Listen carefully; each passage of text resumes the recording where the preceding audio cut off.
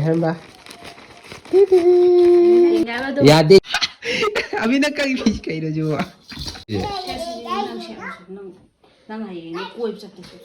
Ah. Pambagi. Halo orang kelas ngam yang masih di ko. Isi kan thawuk chalubaneba halak tangari adu matam budi kitang thengre pung 8 makhai mai tare. Adu abisin handege engonda magi posai matam mangon tappaneba ko posai si lakti laga ni chuklok lodaba. Namde pesa leitina dum tawsinna adu ngasi di dukan ada lere ko. Dukan jadi posai lodineba. Adu ngasi surprise sama torose adu surprise ka inoda horeal ma video si yang khangani ko.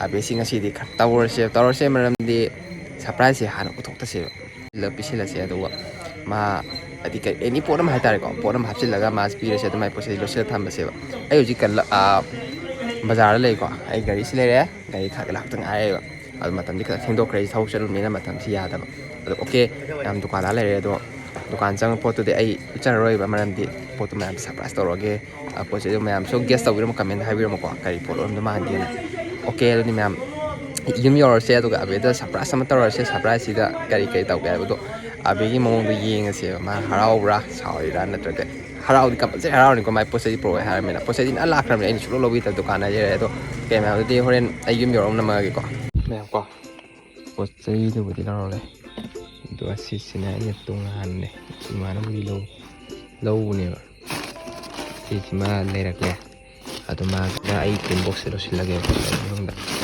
do si ma ki sa san cha gi ko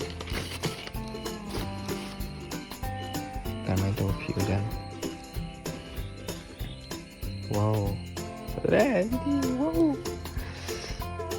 si ina pisa je si na puri ni mara bai na to khang chet pagi lau chet pagi dress piro wa do sab si lai ni man puri to sedan si na hap laga surprise to sile je ko kari reaction la ke ni si me ya ko si skai ga pa i mẹ quả dạ chỉ là xe thúc bây giờ này để thúc chỉ là bây giờ là ini phía mà đâu có cái gì chỉ đang chặt bịch vào đây nè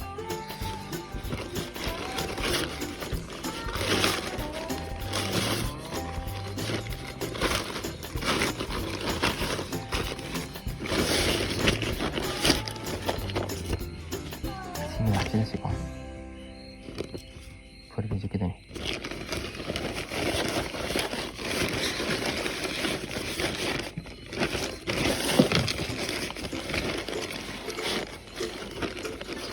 Ya loh.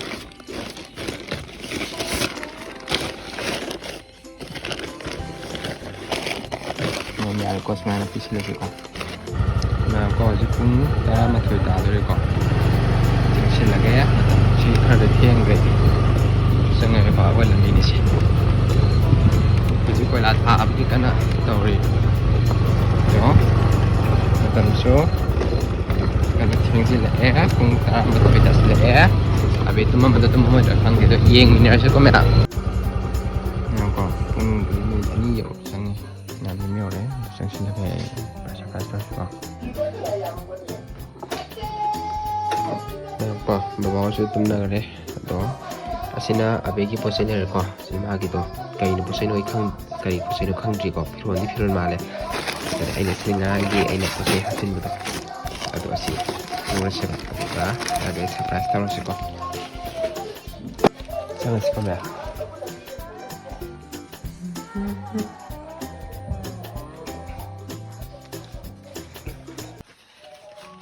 tumna la banoi bo Kini saya tahu sih bu. Ibu cara apa mabo? Ebe, tuh, kayak mana? Ting ting. Ya deh. Surprise. Ya deh. Surprise tuh ini masih. Kayak mana? Kayak mana nak hal ni? Tu kayak mana? Ya deh. Pai nu. Phiron mal.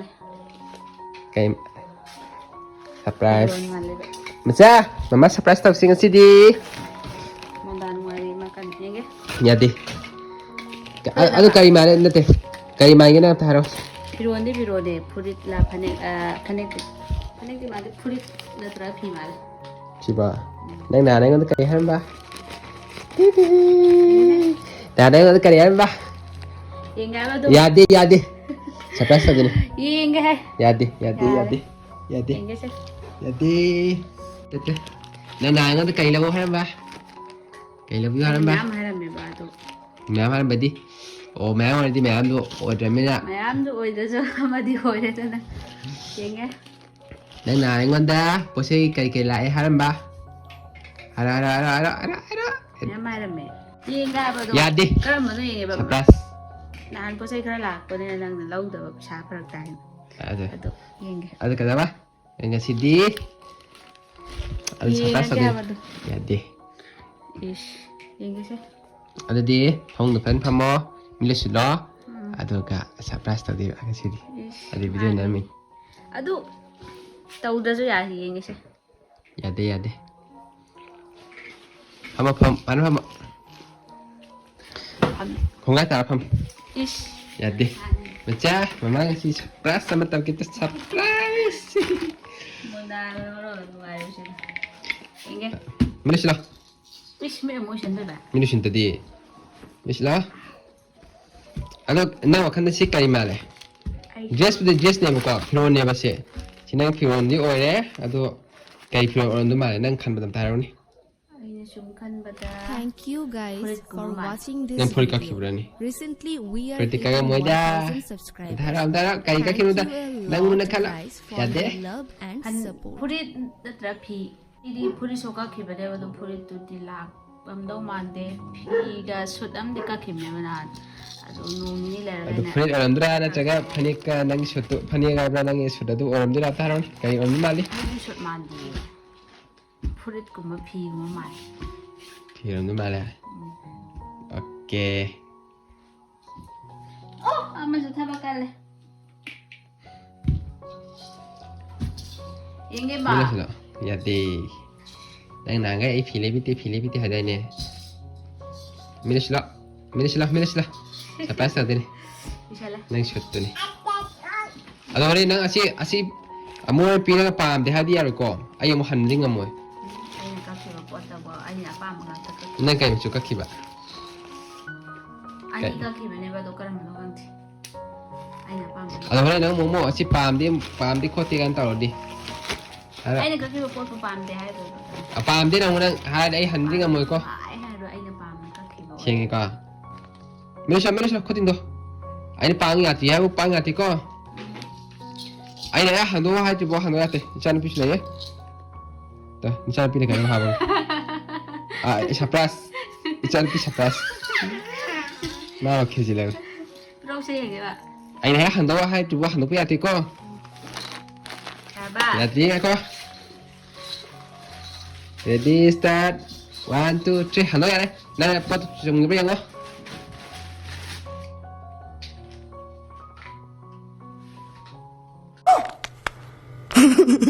Kayaknya 떨어지고 그냥 보니까 기도 봐 니가 kayaknya 떨어지고 아미나 까기 비니까 이러죠 그래서 빨리 이네 좀다 그러시고 엉망 시고 그러나 이네 피 수치고 많이 Kaya 담아 봐 siya na. 콩대만 필요하니 Kaya nyo kasi po.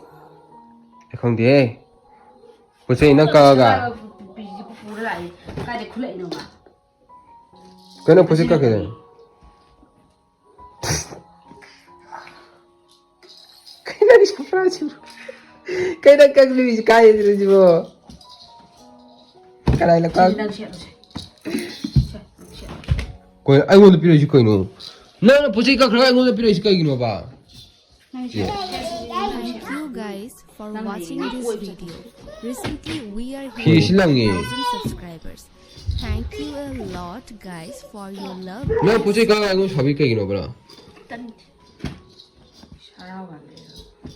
Na, posay ka kimatra ba siya?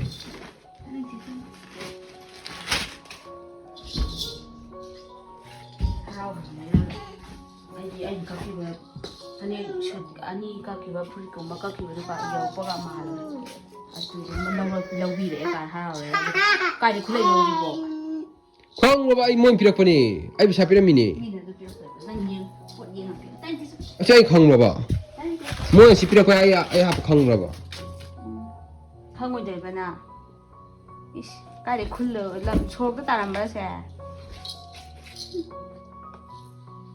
미는 비라코도 뭐해? 나 아이 루파 삼미엔 카이니 피라미시 강가 프라이베마.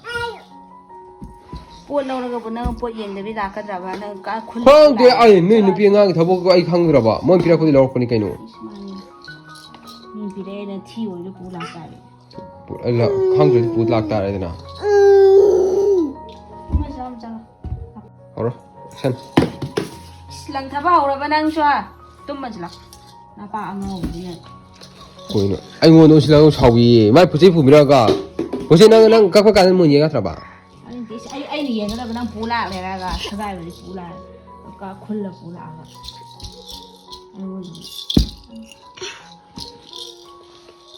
ꯑꯩꯉꯣꯟꯗ ꯎꯁꯤꯜ ꯁꯥꯎꯕꯤꯔꯤ ꯃꯤ ꯃꯥꯅ ꯑꯉꯥꯡꯁꯨ ꯆꯠꯇꯅꯤ ꯁꯦ ꯅꯪ ꯐꯤꯒꯁꯦ ꯁꯦ ꯅꯪ ꯀꯛꯈꯤ ꯅꯠꯇ꯭ꯔꯕ ꯁꯦ ꯂꯨꯄꯥ ꯀꯌꯥ ꯀꯛꯈꯤꯅꯣ 150ꯅꯤ ꯁꯦ ꯅꯪ ꯄꯤꯖꯦ ꯅꯨꯔꯥꯎ ꯀꯣꯏ ꯅꯪ ꯇꯧꯔꯤꯗꯨꯕꯣ ꯃꯥ ꯎꯁꯤꯜ ꯁꯥꯎꯕꯤꯔꯤ ꯑꯩꯉꯣꯟꯗ ꯆꯥꯅ ꯐꯤ ꯁꯣꯝꯗ ꯃꯔꯣꯟ ꯈꯠꯄꯅꯦ ꯅꯪ ꯐꯤ ꯀꯩ ꯀꯛꯈꯤꯕꯅꯣ ꯑꯝꯇ ꯍꯥꯏꯔꯛꯑꯣ ꯆꯠꯂꯣ ꯍꯟꯗꯛ ꯐꯤ ꯀꯛꯈꯤꯕꯗꯨ ꯂꯧꯕꯤꯔꯛꯄꯒ ꯃꯥꯜꯂꯨꯕ ꯑꯩꯅ ꯑꯗꯨꯒ ꯀꯥꯏꯗꯩ ꯈꯨꯜꯂ ꯄꯨ ꯂꯥꯛꯑꯦ ꯀꯩꯅꯣ ꯅꯪ ꯀꯩ ꯍꯥꯏꯅꯤꯡꯉꯤꯕ ꯅꯃꯥꯀꯟ ꯁꯥꯎꯔꯤ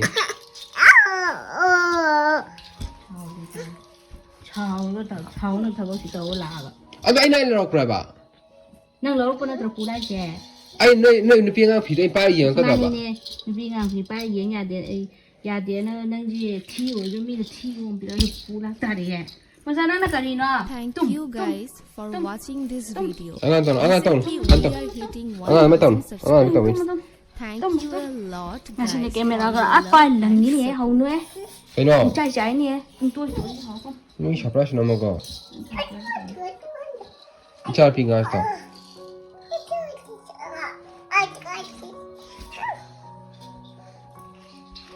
ꯑꯕꯦ angau ko ꯑꯕꯦ chak ꯑꯕꯦ ai di sana ra kai ko ꯑꯕꯦ ꯄꯣꯠꯆꯩꯗꯣ ꯅꯪ ꯌꯦꯡꯉ ꯀꯛ ꯌꯥꯗꯕ꯭ꯔꯕ yi ngui ni chat lo da nang phone kai ni ꯃꯌꯥꯝ ꯀꯣ ꯑꯕꯦ ꯁꯥꯎꯔꯦ ꯍꯧꯔꯦꯕ ꯑꯗꯣ ꯃꯥ ꯁꯥꯎꯔꯕꯅꯤꯅ ꯃꯥꯏ ꯄꯣꯠꯆꯩ ꯄꯤꯕꯤꯔꯁꯦ ꯑꯗꯨꯒ ꯃꯥ ꯀꯔꯤ ꯎꯔꯦꯛꯁꯟ ꯂꯥꯛꯄꯒꯤ ꯃꯌꯥꯝ ꯌꯦꯡꯃꯤꯟꯅꯔꯁꯤꯀꯣ ꯑꯗꯨ ꯈꯪꯗ꯭ꯔꯦ ꯑꯁ ꯌꯥꯝꯊꯤ ꯁꯥꯎꯔꯦ ꯃꯥ ꯀꯞꯀꯦꯕ ꯇꯧꯔꯦꯕ ꯑꯗꯨ ꯃꯥ ꯄꯣꯠꯆꯩꯁꯦ ꯀꯨꯏꯔꯝꯃꯦꯕ ꯂꯧꯕꯤꯌꯨ ꯍꯥꯏꯔ ꯑꯩ ꯂꯧꯕꯤꯗꯕꯅꯦꯕ ꯑꯁ ꯃꯈꯣꯟ ꯃꯌꯥꯝꯁꯦ ꯌꯥꯝ ꯇꯥꯔꯦ ꯕꯕꯥꯍꯣꯏ ꯏꯃꯥꯍꯣꯏꯒꯤ ꯀꯩꯅꯣ ꯄꯣꯊꯥꯅꯕ ꯇꯥꯏꯃꯤꯡ ꯑꯣꯏꯔ ꯃꯇꯝꯁꯤ ꯊꯦꯡꯉꯕꯅꯤ나 ꯑꯗꯨ ꯄꯣꯠꯆꯩꯁꯤ ꯄꯤꯕꯤꯔꯁꯦ ꯑꯗꯣ ꯑꯕꯦ ꯑꯃꯨꯛ ꯍꯔꯥꯎꯕ꯭ꯔꯥ ꯌꯦꯡꯉꯁꯤꯀꯣ ꯃꯌꯥꯝ ꯑꯗꯨꯗꯤ ꯃꯌꯥꯝ ꯀꯩꯅꯣ ꯇꯧꯔꯁꯤꯀꯣ ꯑꯁꯤ ꯂꯧꯔꯁꯦ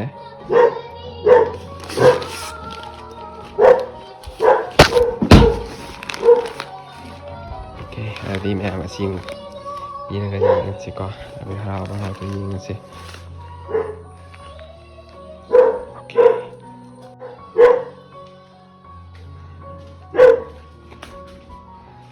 배 tani di na swai chu tani di bai 거기는 뭐 사비리고 아신트디 영어드나 헤이 아무튼 영어 봐 a thunga na lang ko ke kai na to 아주 영어다 너닝감 나와야 돼 호렌 헤이 ni na mo to ba a thunga lang to cha nu ra o 쉬어봐 헤이 쉬어봐 미다 karino 쉬어봐 kari nang ai ngon usidri ji kai gino ba somena camera da nam maga 쎄쎄 이 영어다 나 닝감 로이드나 ai nu ra o so chalo ba na 에이 아무튼 영어면은 chalo a da lai cha 와 그래 좀 뭐가 nan ai chen tu ma pa nai ji kai do bai no ba 아이 ai cái đó cái nào đó Nang ai chung tum ana. Siya ba? Alang to ko jo nang rao jo. thế không chứ Rao. thế không chứ Kai ni khula phi yam pu. Phi je karai de purai no chu nang bo. ai không ra mọi pira con traba Moi birak to ba isi. hui nó mà không không này à coi machine bị ngõ rồi cái gì anh tới đi ngồi thế nào ba lần nào hồi Ye ngaro ye nang phi.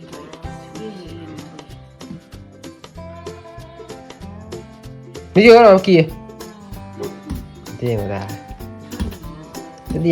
tới đi ngồi ta này mấy tàu nữa ta nhìn ngắm ra đây